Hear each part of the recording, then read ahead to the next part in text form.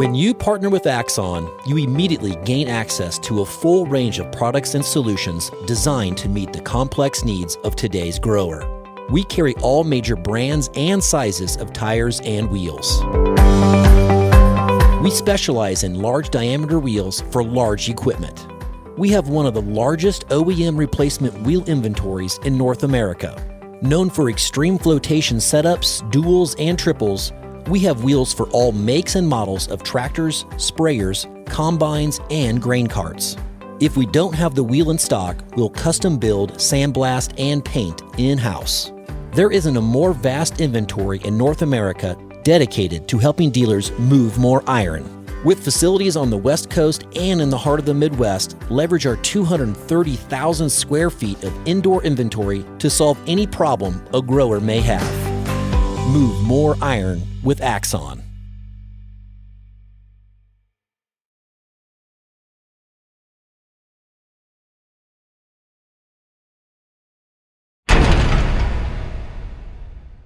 Moving iron.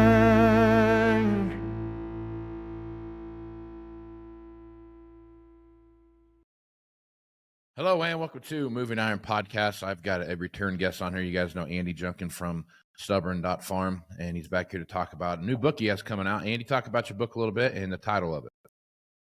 It's called Stubborn, and it's how to stop being stubborn, how to stop being stubborn with each other and start being stubborn with the habits that make your farm and farm family successful. And essentially, I'm just releasing it today. This is actually the first podcast I've done on this. I really appreciate you doing it. Oh, man, it's my pleasure. We just were fortunate enough. I set a goal of trying to get this book done by the time my baby comes. It was Bernadette's due date was November 10th. And we're going in the hospital later today, I think, to have a baby. So it's right all on, man. happening on the same day. So Right we're talking on. about two babies on the same day. And this has been right. This has been about 3 years developing this book. And I've been working with stubborn farmers for the last 16 years and developed a whole, I started off as a mediator. My life goal is to get rid of the need for a mediator altogether.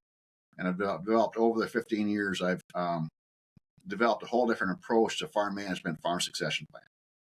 And so that's essentially the book is built for farmers, but just like Jesus used analogies to farming and people applied it to their own lives, a lot of family businesses can apply the same principles to their own unique situation. Yeah, for sure. Well, I'm looking forward to this. You're nice enough to send me the audio version of the book so I can take a listen to it and get a feel for what you had going on there. And I'll tell you, there was a lot of stuff that jumped out to me in this that I didn't know. You know, a lot of things like, and we'll get into that as we go down the rabbit hole here of your book and get things figured out. But sure. Before we get started on that, Andy, let's talk a little bit about Andy Junkin that came from Bobcaygeon up there in Canada a little bit. I mean, talk about where you started, how you got, talk about your farm life and those kind of things and how you got to where you're at today. Yeah, I mean, my Christian name is Mark Andrew Junkin. But I'm the seventh generation from a little town called Bobcaygeon, Ontario, Canada. When I was 9 years old, I started signing my name, Mark Andrew Junkin of Bobcaygeon. I don't know why, but I mean, where I'm from is more important to me than who I am. And that's the way it's always been. When I went to University of Guelph, I mean, everybody called me Bobcaygeon. There's a lot of people that probably went to university, didn't know where Bobcaygeon was actually a town.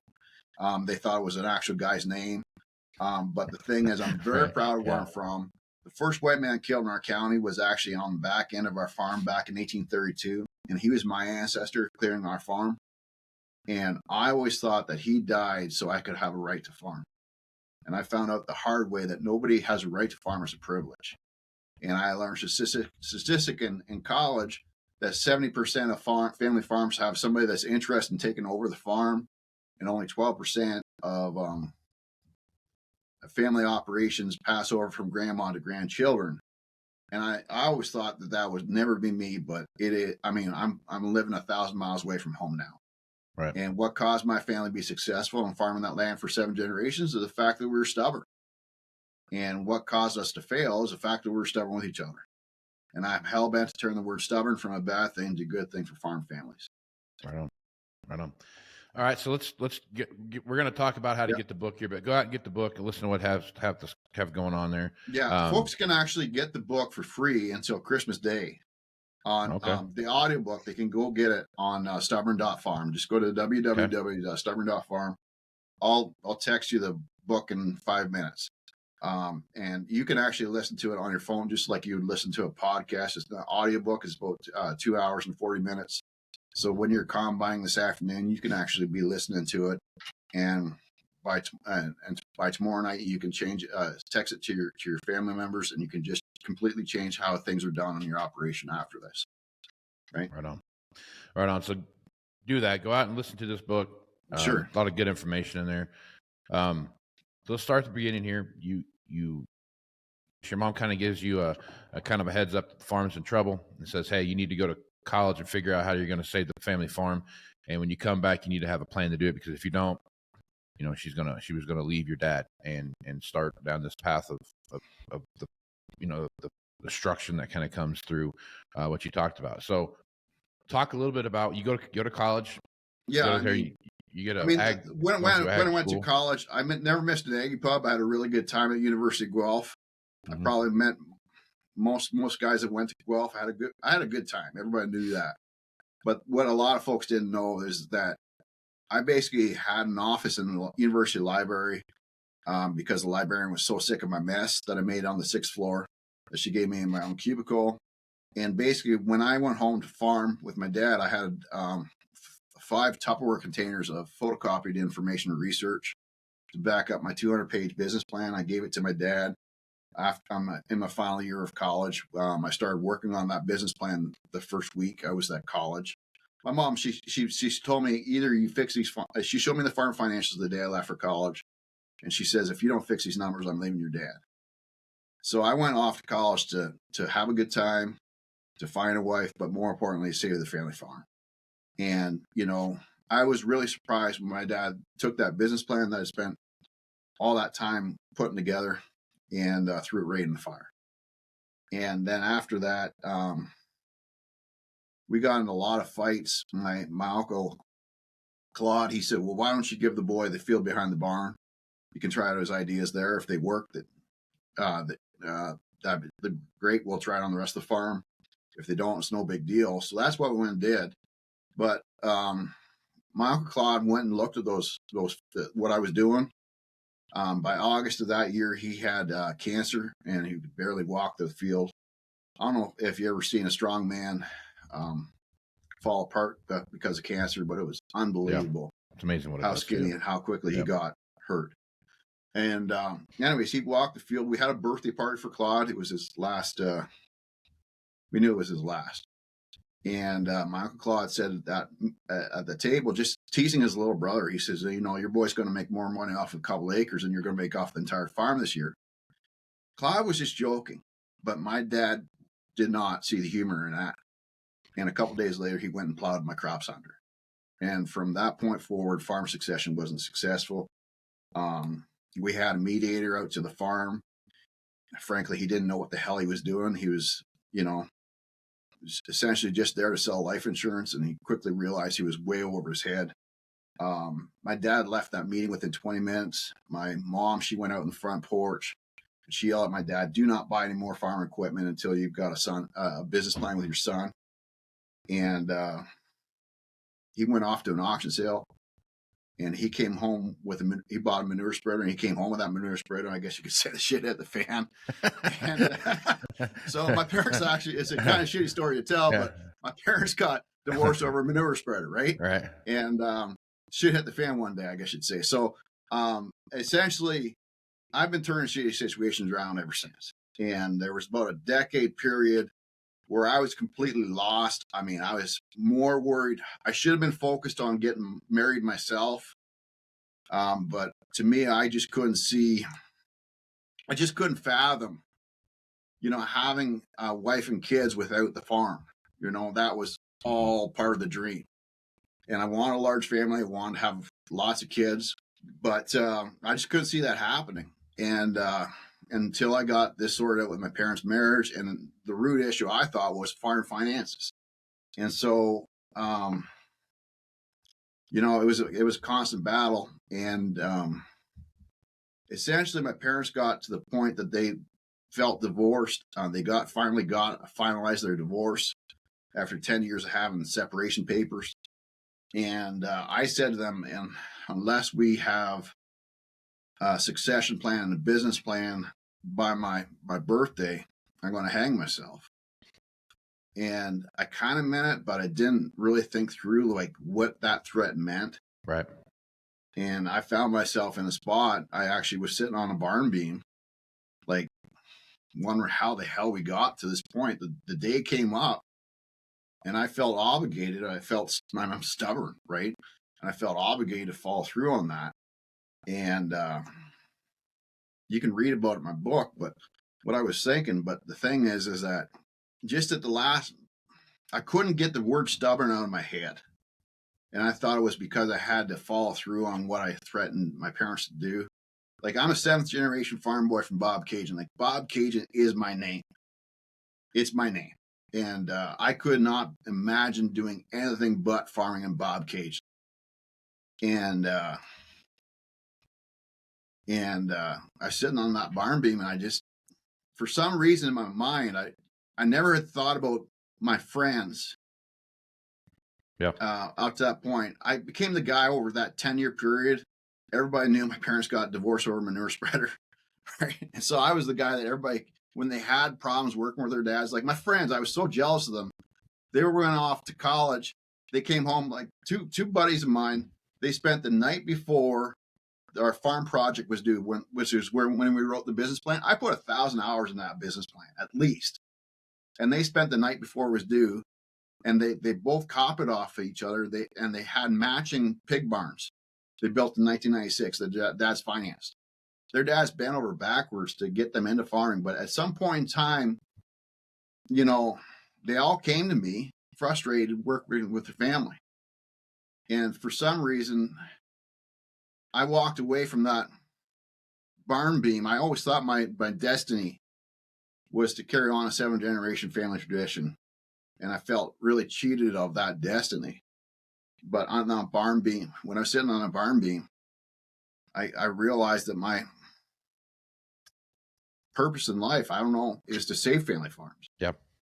And so I've never been back to Bobcaygeon since. And until my boys spread my ashes on that dirt, I'm going to try to save as many family farms as I can. Well, that's very noble, man. So that's a great story. Like I said, you know, go get the book, Stubborn, check it out. There's a lot of good information in there, a lot of good stories. And I think the thing about this too is if you're listening to this, these are all farm stories, farm management stories, those kind of things. But if you have any kind of a small family business, this stuff all translates to that. So check it out. It's well worth your time. All right. Yeah. You had a startup for a little bit, and you, after college, started that up a little bit. It sounded like it was a pretty successful business for you. But you kind of keep getting pulled back to the farm. Talk about your startup a little bit. It was called Isofarm, and basically we, I started in the backseat of my car.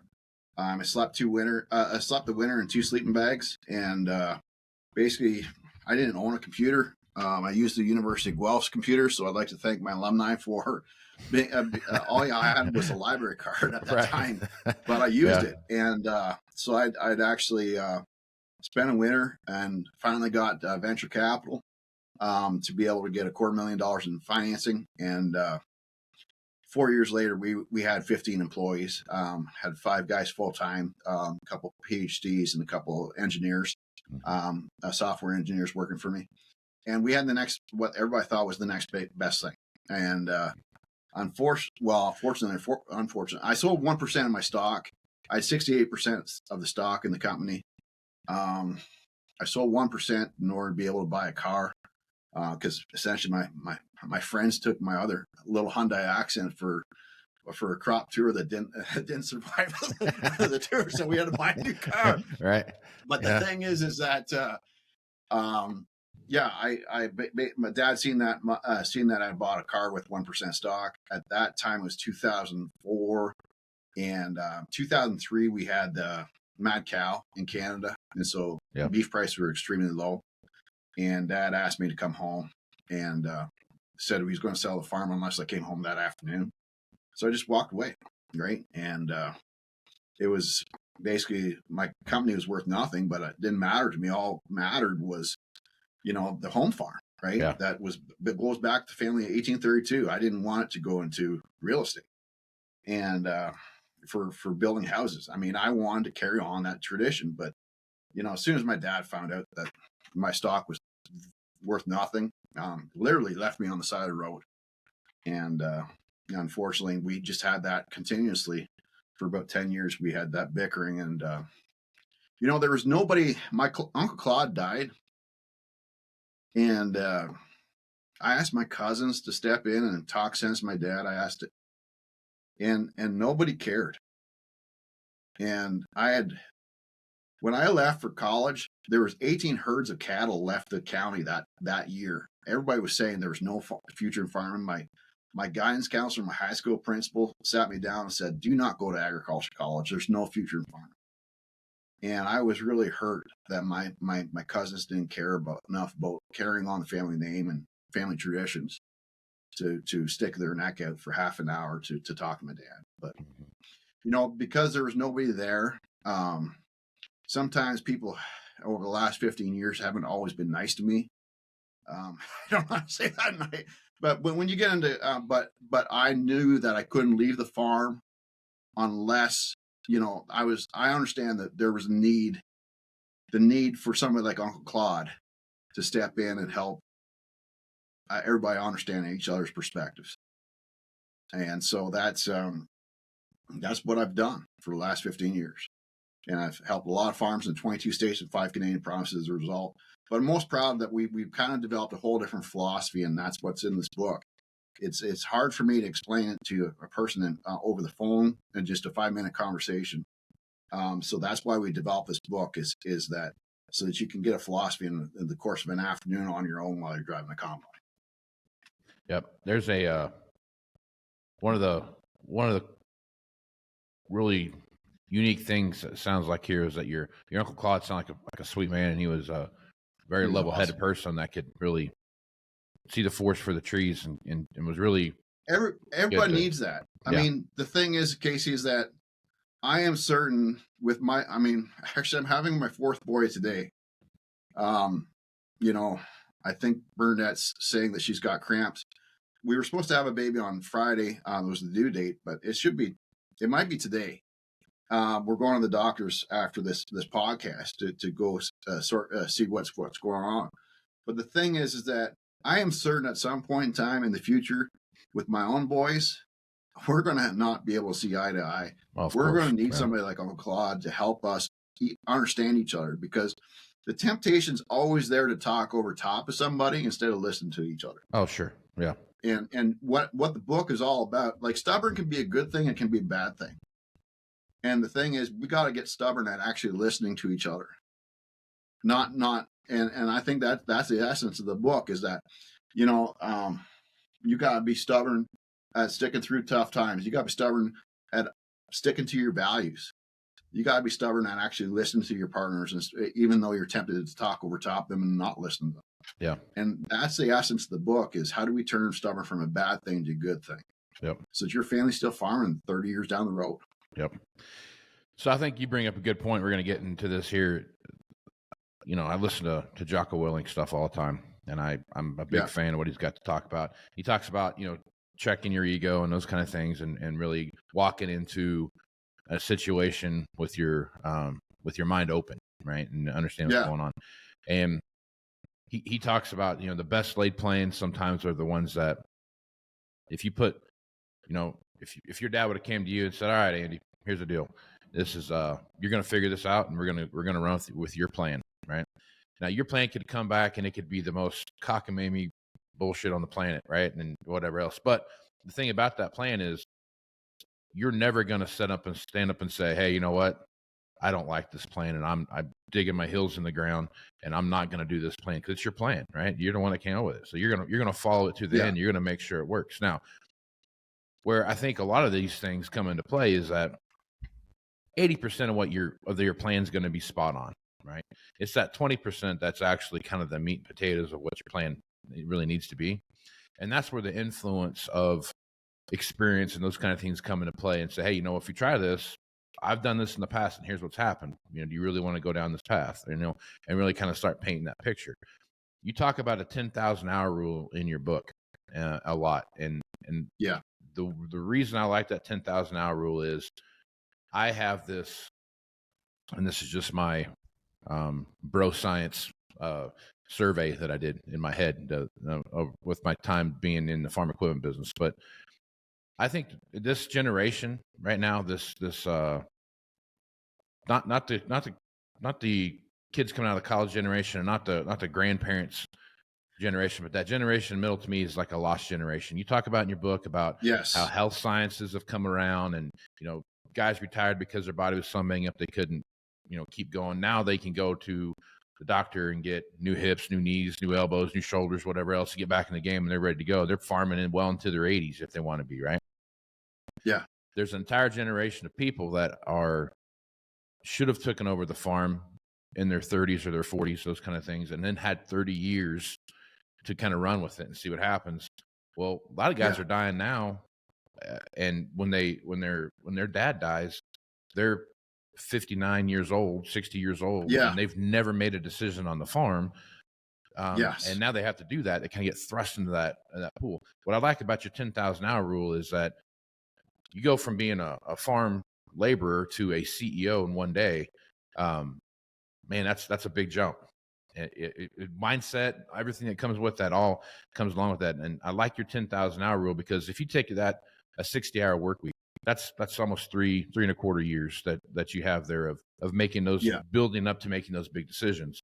And we're seeing that right now, where there's a group of people that are not able to make that happen simply because of circumstances that they're in. So talk to me a little bit about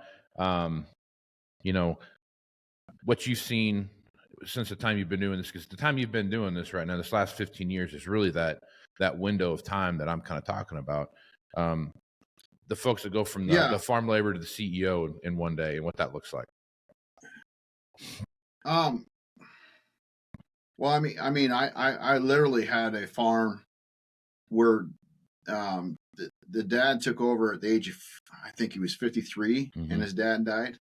And then over that 5-7 year period, I think it was 7 years, went and did exact opposite what Grandpa said not to do. And they had very low debt. They got in a situation where they overspent, and they didn't calculate. Basically, they didn't really think through what they were doing. They actually got the award for being the best farm in the county 2 years before, because they had grown like gangbusters.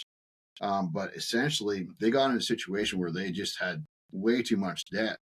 And the bank actually caught it, the mistake, when they went to buy a farm across the road. And they had actually sat down with the bank thinking, it was June 10th, 2012. And corn was at $7, $7. Corn price had never been that high before. And the bank had actually calculated they were losing $200 an acre.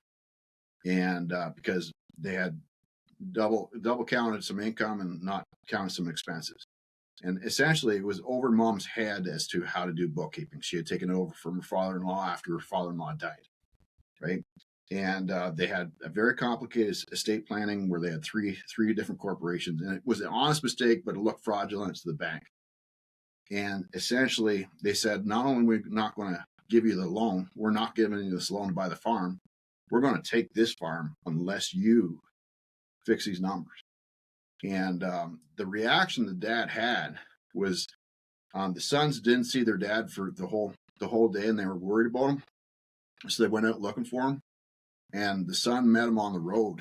And their two pickup trucks met. And you know how you clip mirrors? Sure. And their dad dropped the shotgun shell in his hand. And he said, I almost used that myself an hour ago. You guys got us in this mess. You got to get us out.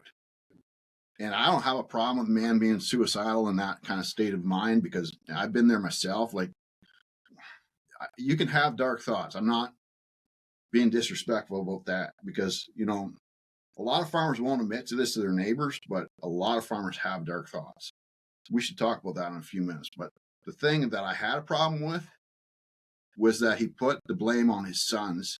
He didn't take personal responsibility for, getting them, also being part of the decision making that went into to get into that farm. And that's because for the 40 years before that moment, his dad had always made the decisions, and he was a backseat driver, and his brother was also involved. That they split up the farm, and basically every decision it was an employee's mindset. He never took ownership, and I think that from day one, you've got to be involved in decision making, and you've got to be involved in weighing the pros and cons, and not just be an observer.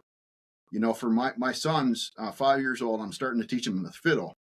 It's really awkward for me to have a 5-year-old play the fiddle. I mean, I'm surprised we have some stained glass that the windows haven't broken yet. It's really hard for me to see him do that. Yeah. Right. Yeah. But I know that it's going to take 10,000 hours of me teaching him, having him sitting beside him, watching him play that fiddle before he can go out on a stage and actually make music out of that.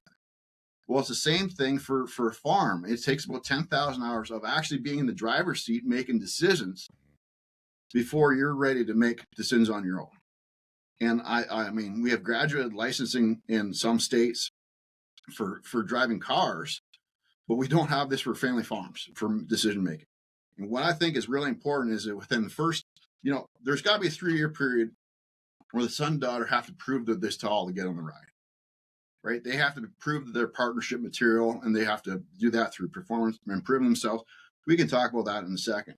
But what's important is that, there's got to be at least a 10-year period that son and daughter and dad are making decisions jointly, so that 10 years after the funeral, that the family decision making is going to be done in the same wisdom. It's not just all of a sudden the son gets the reins and goes and does exact opposite what his dad says and gets yourselves into the gut. Yeah. And I think that's in estate planning, everybody's looking at transferring assets, who gets what, how to avoid paying taxes. I mean, that can be done in a couple hours, man. Yeah. I've done it at a hospital before. But how to transfer management wisdom, that's got to start from day one. And we are failing. And as a result, we have so many farms failing that took generations to build. This is no longer a situation. Back in the 80s, if you took over a farm and you made some mistakes, you could go drive a school bus for the winter to subsidize the farm's income. If you take over decision making, like I had a guy take over, he ran the farm for 2 years, right? The only thing his dad did was write the checks and do commodity trading. He was trading corn, and the joke was that he was trading corn in the hospital, right? When he had cancer. His dad was battling cancer, and it made him feel powerful to be able to trade commodity corn. But the thing is, the son, within 6 months after, lost $500,000 in a couple of bad trades. Yeah. Because he and I had actually gone to college together. I actually sat beside him and copied him in commodity marketing in order to get. He and I was always competing as to who was the best in the class. I remember looking over his test as to what he got did on that test in order to get a higher grade. Right. But the thing is that I shouldn't have admitted to cheating, but I did that one moment. Not cheating, you're not because trying. He was smarter than I was. Yes. Right. Yep. But the thing is that it's one thing to learn it at college, but to actually do it in real life, It's a whole different thing. Yep. And the thing is that we're really good, and back in the 80s, you could go drive a school bus for the winter. Nowadays, if you make a couple mistakes, in a couple of weeks, you could be driving a school bus or living out of a school bus the rest of your life. Yeah. And we got to learn how to make joint decisions together. And that is awkward. Like me watching my boy play the fiddle, it is hard for me to sit there and watch him do it. It's easier for me to pick it up the fiddle and do it myself. Yep. But that's got to happen for 10 years if you want the family tradition to carry on 30 years down the road. No, for sure. So you bring up my next point that I want to talk a little bit about in there, that I think the example in the book encompasses this very well.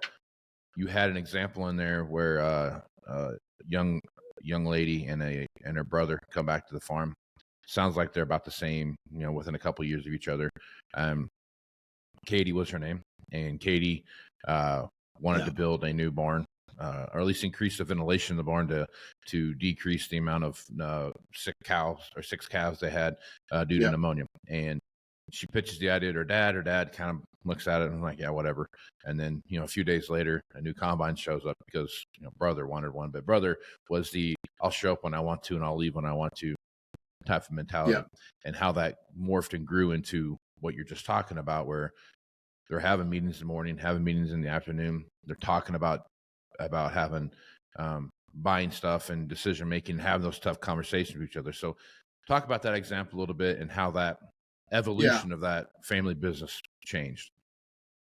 Well, I think the thing about Katie, she was dealing with some chauvinism, right? And her dad was very progressive and compared to a lot of other farmers I've seen. But, we have 5,000 years of chauvinism, so it's hard to get past, mental barriers, right? Her dad he would correct anybody that says Katie couldn't farm, but really he looked at her as his helper. He didn't look at her as his partner. And the thing is, when Katie had the idea about improving the calf barn ventilation, 22 years before her dad had built that barn, and at the time it was the state of the art in the county. And they had barn tours, and her dad was really proud of that barn. But in that 22-year period, ventilation systems had changed, and really there's some flaws with the design. But when Katie suggested that change, it was an insult to her dad. And her dad and her were really close, but her dad looked at it as his daughter looking a gift horse in the mouth. And when my dad plowed down my crops, that's exactly what happened. My dad worked his ass off. And sure, the farm wasn't perfect, but it was there because he worked his ass off. And for me to tell my dad how to do things differently, it was like I had an attitude of I'm smarter than you, right? And as a result, we started making some dumb decisions because we got into a pissing contest. Katie was having that problem with her dad. And the problem was that Katie's dad seen it as criticism of what he was doing rather than the two of them brainstorming ways to make the farm more efficient. And so what I really think is important is from day one, that as soon as the kids come home to farm after college and careers, that they start making joint decisions together that cost less than 1/10 of a percent of what the farm is actually worth. So in their situation, the farm was worth $5 million. The rule I had was you can't spend more than $5,000, but everybody's got to come to the table with an idea to improve the efficiency of this farm. And so that dad started listening to Katie's ideas. Like Katie wanted right off the bat to spend $30,000 on ventilation systems. We eventually did that after 6 months. But the first thing I got her to do was have an argument with her dad about trying a new type of teep dip. And what was more important was that they learned to disagree in a positive way rather than always bickering. Yeah. And I think that is a really important thing, is that you got to get past that I'm smarter than you attitude. And it doesn't matter whose idea it is, you just make smart decisions together as a family. And that takes surrendering your ego. Yep. And, with her brother, he was basically a glorified employee. He started becoming an owner in his mindset instead of just a glorified employee when he started coming to those meetings with ideas to improve efficiency. Yep. And one of the things that her brother came to the table with was we got to clean up the shop and we got to keep our tools packed away, right? And have a rule of thumb that after you've done a job, you put your tools away, or at least put them away before you go home at night. And I remember her dad got on the phone with me and he was angry, and he took that as the son being disrespectful and critical of father. And you've got to get past that. There's a lot of sons that at some point in time get frustrated working with their dads to the point that they go to the bank and get the loan to buy out their parents out. And it's a hostile takeover. 77% of farms do not have a succession plan. The truth is, for the 23% of farms that do have a succession plan, it is a hostile takeover in the majority of times. It's more like, instead of passing over the keys at prom, it's more like taking the car at gunpoint. Right. And that's the dark truth about agriculture nobody's ever recognized, is that, you got to learn how to make decisions together. So it doesn't matter who has more equity on a piece of paper in the safe. Everybody is involved in the decision making, and everybody's ideas are valued and listened to. So it doesn't matter, and not based on who has more control or owning interest in the farm. So the right decisions get made instead of this infatuation of always have to be right. Yeah. And if you can get past that, then, Dad is going to be involved in day-to-day operation. Even if it's just him going out and feeding the cats, his words of wisdom are going to be wanted at the kitchen table instead of not wanted at all. And I don't know how there's a lot of men there's some people that want to go down to Florida and retire. And really that's fine. But there's a lot of men and women in agriculture that would love to die with the work boots on and would love it that their opinion matters, even if they're not contributing day-to-day to operations, of their opinion matters. And it's hard to put a value on that, but I think that's worth it. And I think for what's important is that you groom the next generation and your grandchildren so that the best ideas come out as a result of family discussion, because, everybody sees things different ways. And you get multiple perspectives, it can help you see risks and problems and opportunities as well. Yeah. And so as a result, your family's going to be making the right decisions, and, things are going to be right in your farm 30 years down the road. Yeah. So I thought kind of one of the overarching themes that you hear a lot in your book is how narcissistic behaviors play into people's abilities to work together or not work together, or see the forest for the trees in a lot of ways. And I think you bring up a good point there where, if anyone that listens to Dave Ramsey, he has this example where he talks about the powdered butt syndrome. And basically that means is, if I've powdered your butt one time, I know more than you do. So it's hard for me to have that conversation with you about listening to your opinions about that. And I catch, not that I have kids in my family business, but I catch that stuff all the time where my oldest boy will come home and start talking to me about something they learned at school. And my first reaction is, who told you that? That's the most ridiculous thing on the planet. But after you start listening to what they have to say and what it means, it makes sense. Some of the stuff does make sense. Some of the stuff doesn't make sense. But at the end of the day, it's one of those deals where you talk about me to we in your book, and that decision-making process of going from, like you talk about with Katie and them, is that it went from this is my farm to this is our farm. And I think one of the big hallmarks of that conversation was, the uncle would have never thought about buying another farm because they're too expensive and they're overpriced, this, that, and another thing. And one pops up and they have a decision, a meeting about that. And it was actually a civil conversation about, here are the pros and cons. If we did it, here's what it's going to look like. And here's what we can do. If it's the right thing for us, great. If it's not, great. And nobody had, had their dander up about anything when they were sitting there having that conversation, which I think shows a lot of testament to what that evolution of that family went from blowing. But it took 9 months of meetings. Well, yeah. So they had to have 9 meetings before that, before they could get past that, be able to talk about strategic decisions. And I think that, what makes sense to me is that you have a monthly meeting for 2 years and try to keep the $5,000 cap on and be able to weigh the pros and cons of an argument about a teak dip, right? And before, or in Katie's example, for instance, she talked about going with different input suppliers than the local co-op. They could buy something online and buy it directly to the farm. And her uncle actually said, well, that's fine, Katie. We can buy it directly from the supplier. But then who's going to go out to the field and actually give us agronomic advice?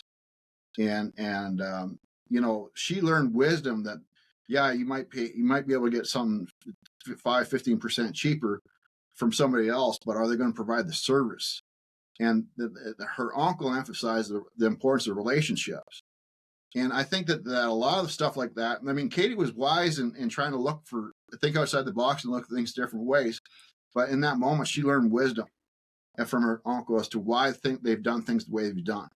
And, I think that either when you get in these conversations, either you have a situation where the younger generation challenges the status quo, and as a result, you have an improvement in mindset or efficiency, or you learn a valuable lesson. But the overall process of monthly meeting and going back and forth, and everybody just coming to the table with an idea, and then everybody having permission to disagree in that hour. Outside of that meeting, Dad's still the boss. Right. But in that hour, everybody's equal, and we're trying to transition from a parent-child to a professional working relationship where you respect. Like a lot of sons, they say, well, how can I do estate planning when I used to sit in the same chair and get a wooden spoon in the back of my head if I talked out of turn? You've got to get both generations being able to learn to listen to each other. And more importantly, the younger generation sometimes is timid about actually expressing their opinion. And you got to get the family being able to you got to problem solve how you problem solve together as a family. Right. Before we talk about big picture things like buying a farm, doing a barn expansion, or succession planning. Like 77% of farms don't have a succession plan for this reason only, is that we're stubborn. Everybody comes to the table, in most situations, never sat at the kitchen table for a family meeting before. And everybody comes to that meeting with expectations and gets really pissed off really quickly because everybody else doesn't have the same expectations. And everybody talks over top of each other instead of actually listening to what the other guy has to say.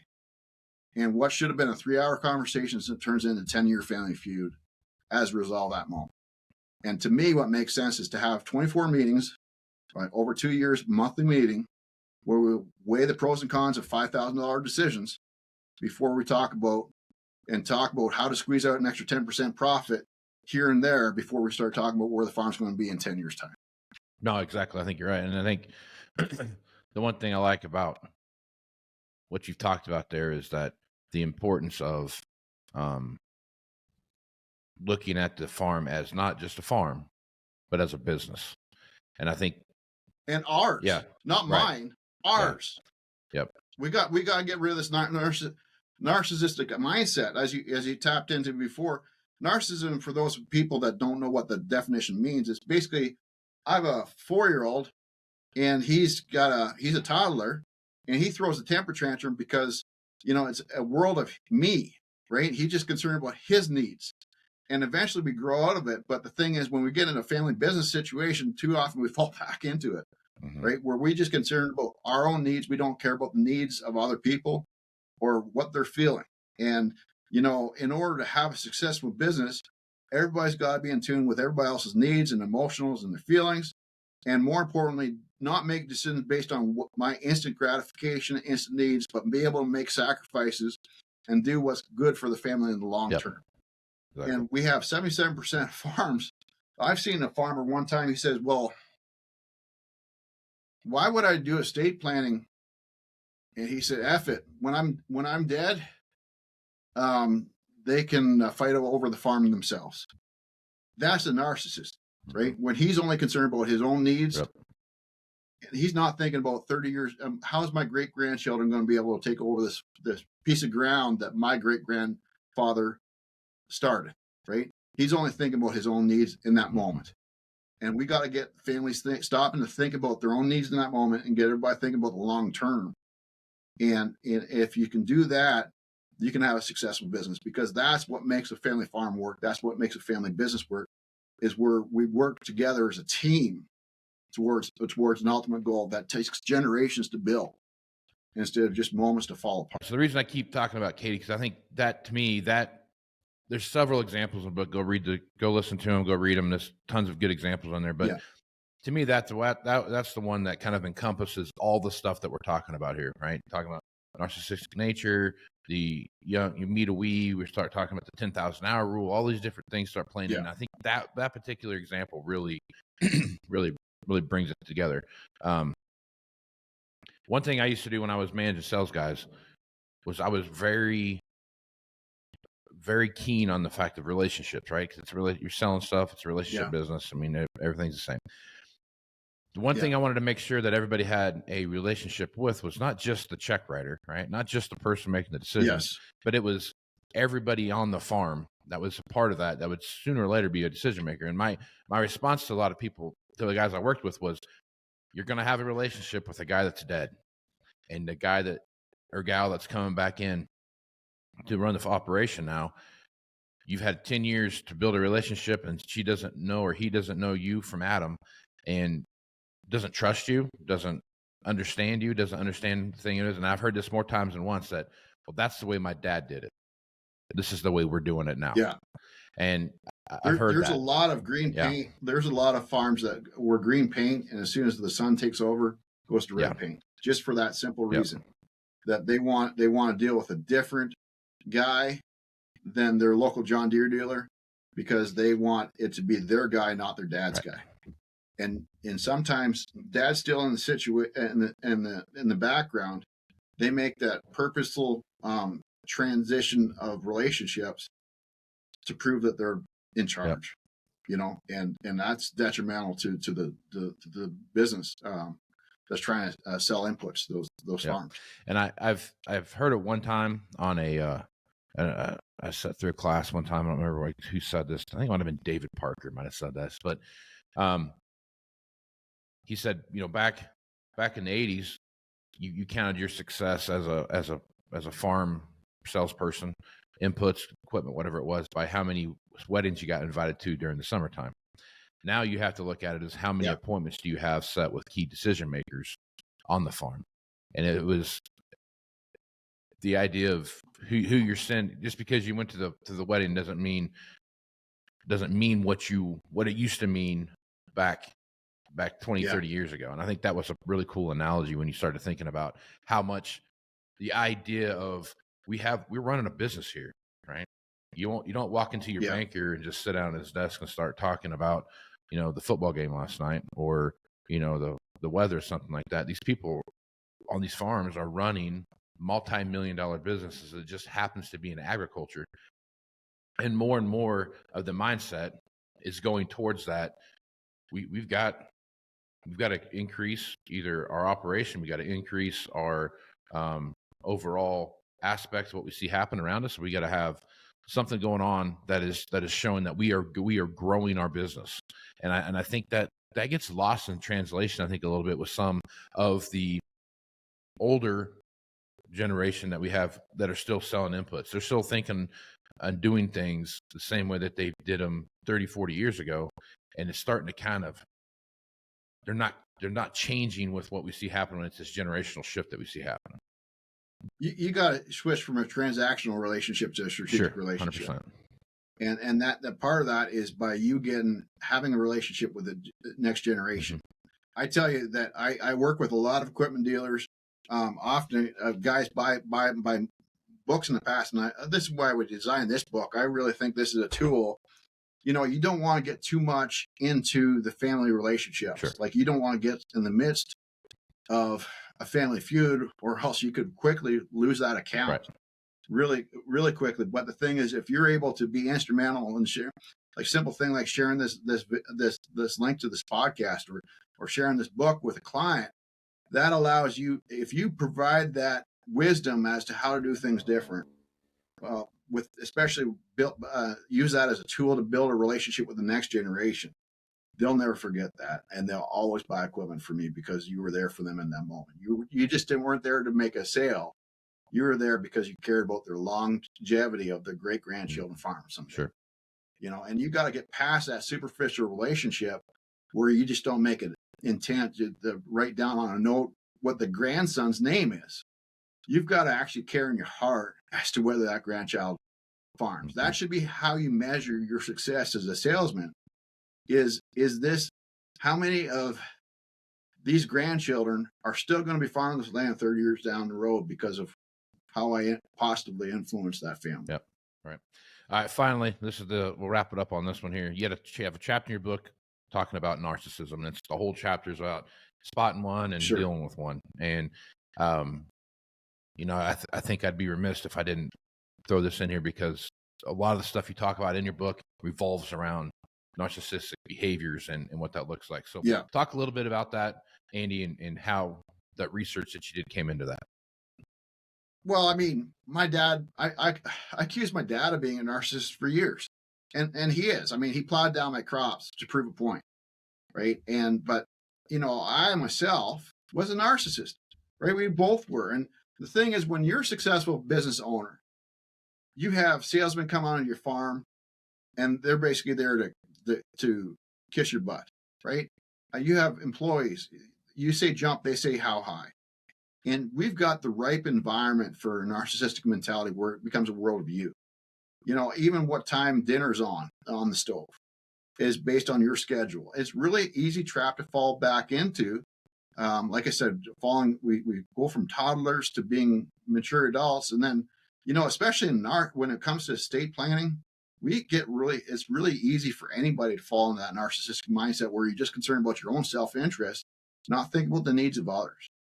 And, I was a narcissist at one point, and the biggest compliment I ever got from my wife is she was just blown away that my friend had actually called me a narcissist because, but it came as a result of 15 years of working with farmers that I seen falling in the trap of narcissism.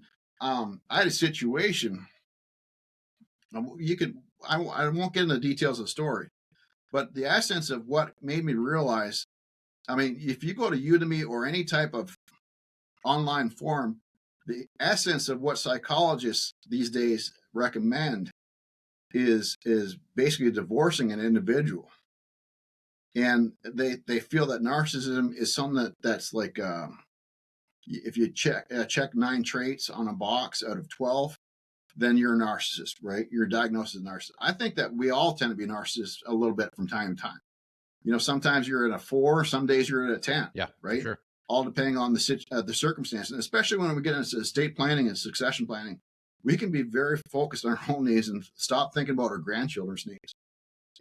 But the essence, and really, if you're a salesman listening to this, getting a family to actually stop, farmers to stop complaining about their own interests and getting them to focus on the grandchildren is a game changer for the whole perspective of the future of the family operation.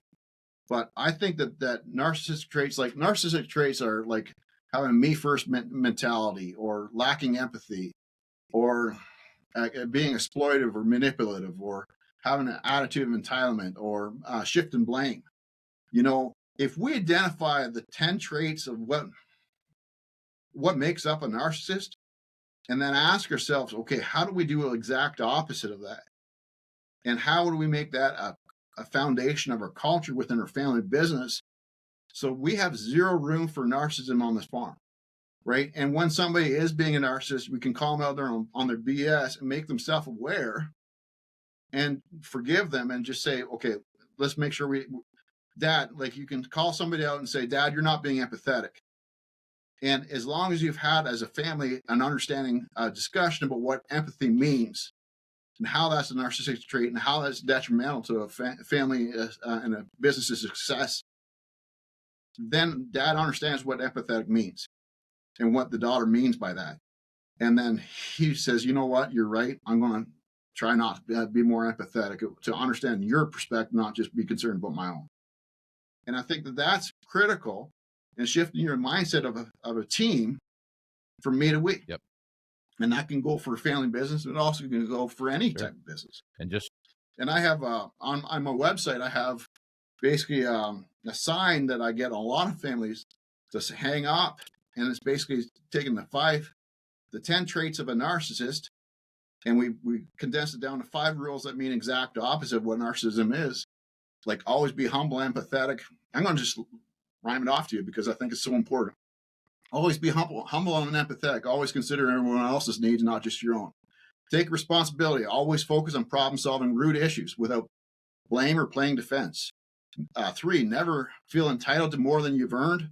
Work hard to earn everyone's respect daily. 4, treat everyone with kindness, respect boundaries, and never take advantage of anyone. And number 5, never need praise or be envious. Be grateful and daily appreciate everybody else's contributions. And if you can get a family culture that lives by these 5 principles, your grandchildren will be farmers someday. Well, I think that's a good place to stop, man. There's a lot of good information in your book. Yeah.